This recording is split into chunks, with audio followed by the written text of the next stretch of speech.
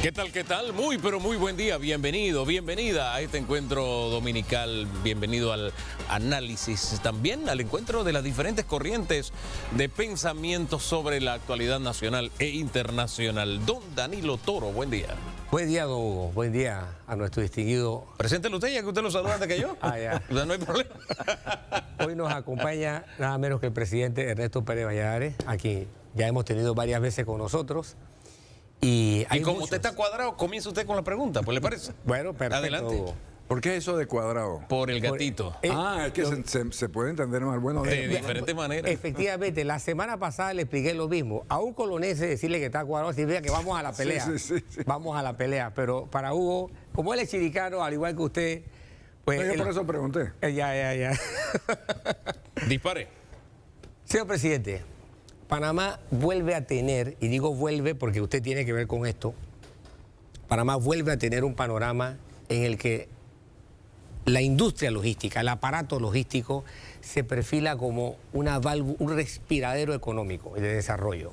Y digo vuelve porque con usted precisamente esto comenzó. Usted fue el que estuvo a cargo de un gobierno que puso a disposición de la productividad panameña los dos puertos más importantes que en ese momento había. No solamente ahora se trata de esto, sino de todo un aparato en torno al canal.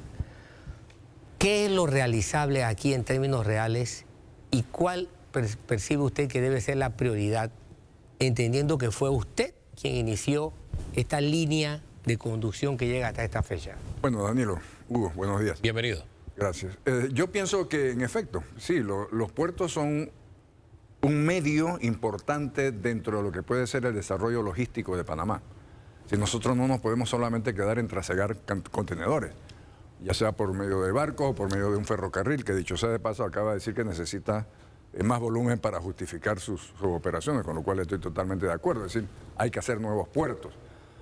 Pero no nos podemos quedar ahí, nosotros tenemos que aprovechar esa cintura que tenemos, esa estrechez geográfica que es el istmo, para poder trasegar otras cosas y para poder crear cosas que sean cerca de los mercados y que podamos distribuir.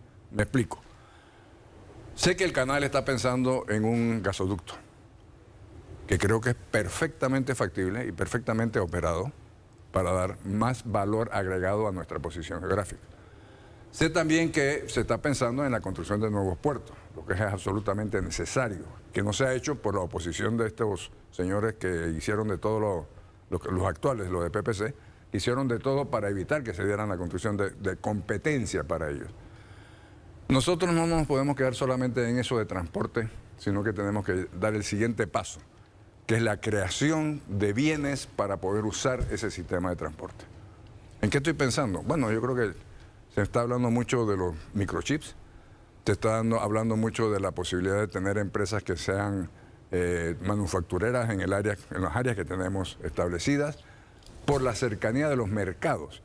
Acuérdense que todo esto tiene que ver con lo que nos pasó. Le pasó a los mercados cuando China quedaba muy lejos, aunque fuera más barato. El tema de cercanía al mercado se convierte en una posibilidad real que podamos explotar. Así que yo creo que primero, claro, las cosas primero, tenemos que crear la infraestructura. Pero posterior y al mismo tiempo que estamos haciendo eso, tenemos que generar todo un sistema de invitación a empresas para que vengan a ubicarse y aprovechar esa estructura que estamos creando. Además de toda esa estructura que tenemos pendientes, la ACP ha hablado de 8.000 millones de dólares, más de 8.000 millones de dólares en inversión. Hay algo que es crucial y que hemos estado abordando en especiales esta semana, en entregas especiales, y es el lago en el río Indio, sí, claro, que se viene estudiando desde inicios del siglo pasado. Sí, así es. Hay oposición de ciertos grupos dentro y fuera de la cuenca. Eso causó una crisis anteriormente y ya usted sabe todo lo que pasó. Una ley se echó atrás, la Corte se pronunció y nuevamente estos grupos están oponiéndose. ¿Cuál cree usted sería la mejor dinámica para manejar la oposición que hay de ciertos grupos? Bueno, hay que explicar a la sociedad. Siempre va a tener gente que se opone porque van para el cielo y van llorando. Y si la oposición es por temas ecológicos, empecemos entonces por clausurar el canal de Panamá, que es el mayor daño e impacto ecológico que podamos haber tenido en la República. Si los pobres animalitos de un lado del canal no pueden traspasar al otro lado, eso es un daño ecológico. Yo creo que todo efecto humano tiene sus ventajas y sus desventajas. la única forma de no hacer ningún efecto ecológico a nada es no hacer nada. De manera que yo creo que esa oposición a Río Indio es innecesaria, no es justa. Además sé que el Canal de Panamá tiene toda la posibilidad y está dispuesto a hacerlo, de compensar todo lo que sea necesario compensar para que la gente se sienta agradecida y no agredida. Y yo pienso que están caminándolo bien. Primero, hacer la encuesta, por supuesto que es lo que están haciendo, hablando con la gente, creando el mecanismo de compensación, diciéndole, hey, aunque no tengas título de tierra, si has estado aquí ubicado por muchos años, nosotros te vamos a compensar. Además, a los que tengan que salir de lo que sería el lago, se le va a reubicar en asentamientos donde puedan tener una mejor calidad de vida. O sea, que oponerse a eso, vuelvo y digo, van para el cielo y van llorando. Oiga, usted sabe que lo de los 8.000 millones de dólares de inversión de la ACP lo tengo más fresco porque yo hice un ensayo hace unos días aquí que lo puse sobre la mesa y le decía a uno de nuestros invitados, oiga, Río Indio, y corrijo Río Indio y digo 8.000 millones de inversión, más mina, más tren. Oye, vamos a tener que traer gente de afuera si se alinean los planetas y echamos a andar esos proyectos. Ojalá sea así. ¿Ah? Ojalá sea ¿Qué así. se necesita para que realmente por lo menos dos o una de estas cosas se eche a andar? No, yo creo que las tres son importantes. Yo creo que tenemos que hacer los tres. Es parte de nuestro desarrollo, es parte de la forma que nosotros podemos dar el paso adelante y hacer parte del primer mundo y no seguir siendo un país subdesarrollado, aunque económicamente estamos bien subdesarrollados desde el punto de vista de desarrollo social. Así que yo creo que las tres cosas son absolutamente necesarias. Y déjame decirte algo más. Trascienden una administración. Es decir, esto no solamente se concreta en la administración del presidente Mulino, esto va mucho más allá. Porque debe ser un tema continuo a futuro. Sobre todo preparar a la gente para que adecuadamente podamos tomar ventaja de lo que estamos haciendo por el país. Es decir, las tres cosas habría que verlas como tema de Estado y no como de pequeños grupos. Así es. Deben ser temas de Estado, así mismo es. Don Danilo. Es curioso. Quienes le adversaban a usted, le criticaban a usted y a su generación y a quienes usted involucró en su equipo. Le criticaban a usted aquella palabra que en ese tiempo tenía una carga peyorativa, ¿no? Recuerdo perfectamente que le decían tecnócratas. Tecnócratas. Como para transmitir el hecho de que no tenían alma social. Sin embargo, fue su gobierno el que aprobó la creación de la comarca Nave-Buglé. Sí, claro. Tras una reclamación importante de parte de los pueblos Nave y del pueblo Buglé. Reclamación histórica. Exacto, y justa, a propósito. así es.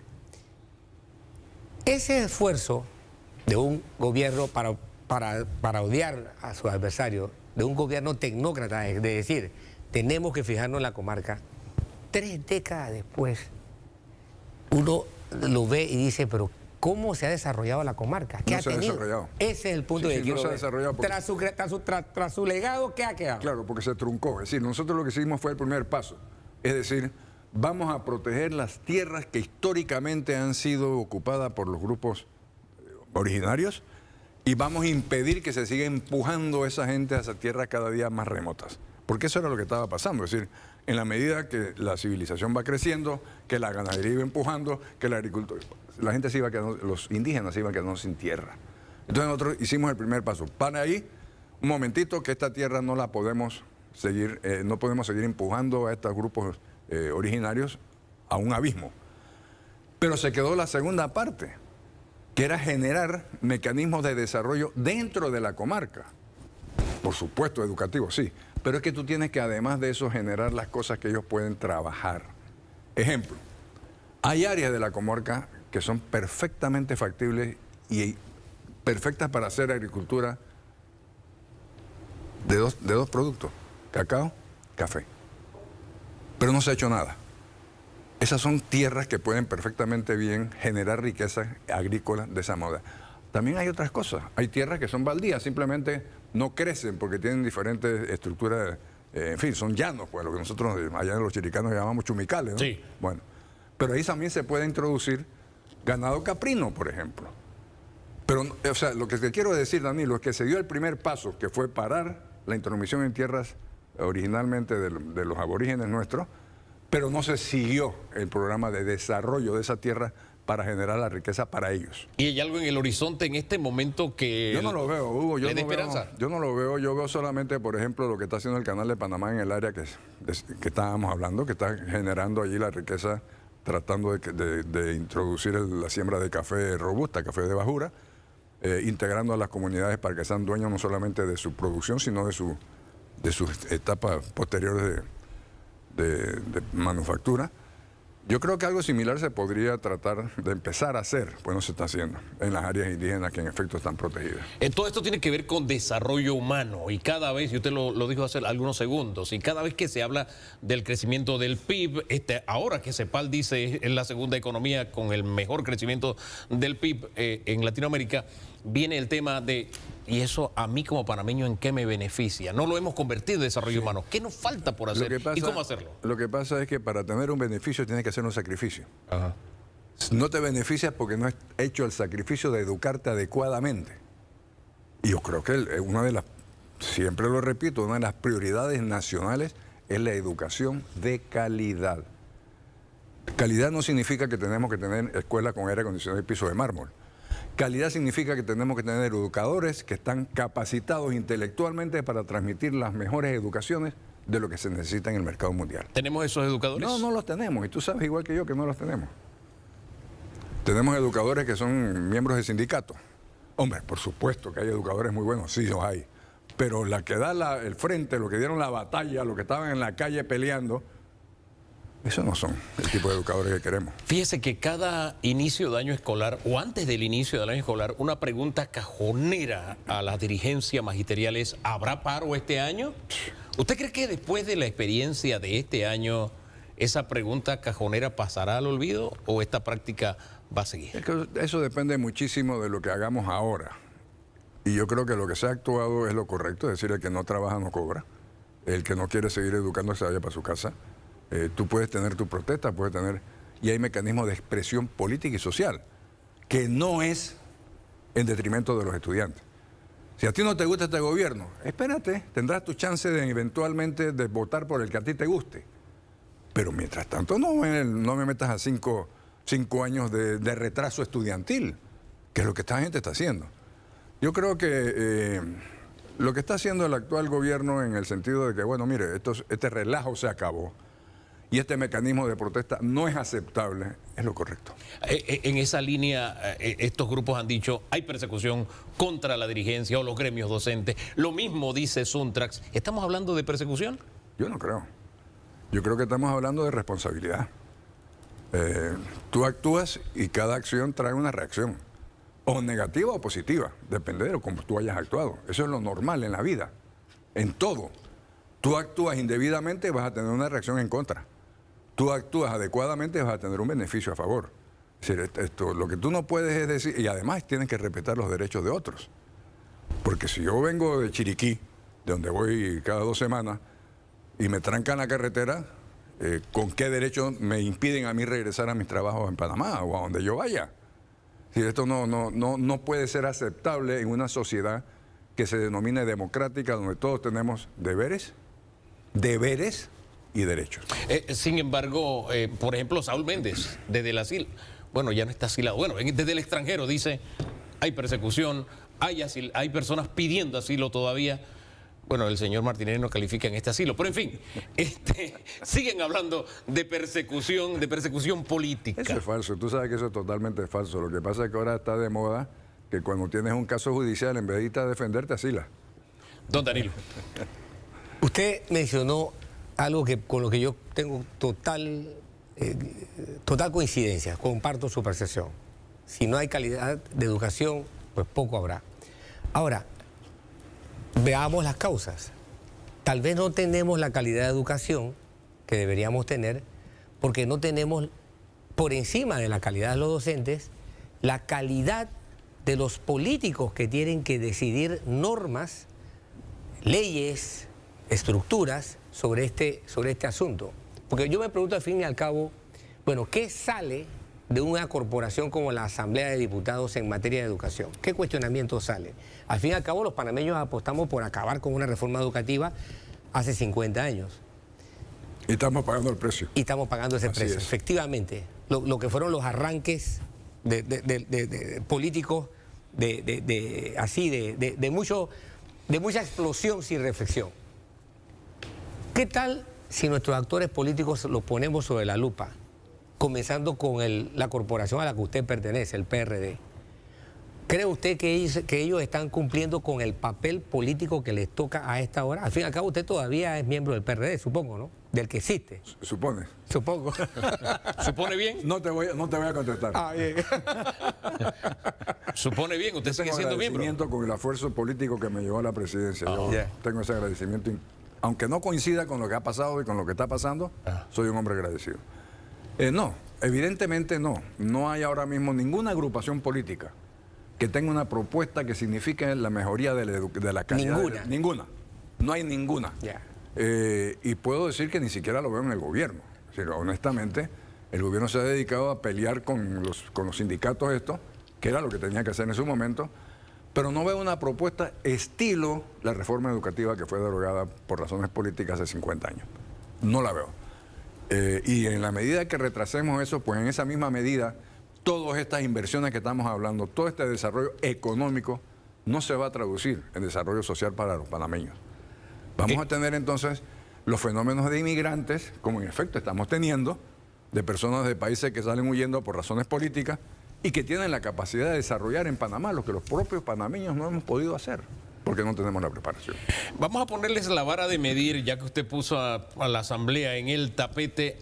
Eso lo puso Danilo. Sí, yo no. sí, no, yo lo señalé con el dedo, don Danilo, ya que usted lo puso en el tapete. El otro toro lo puso en el tapete, toro, sí. ¿Verdad? Hablemos un poquito de en qué ha quedado nuestra Asamblea a partir de palabras del propio presidente José Raúl Mulino, diciendo: yo no soy Nito Cortizo, creo que ese es el video que más hemos visto estos últimos días. A mí la Asamblea no me va a chantajear y no me va a presionar.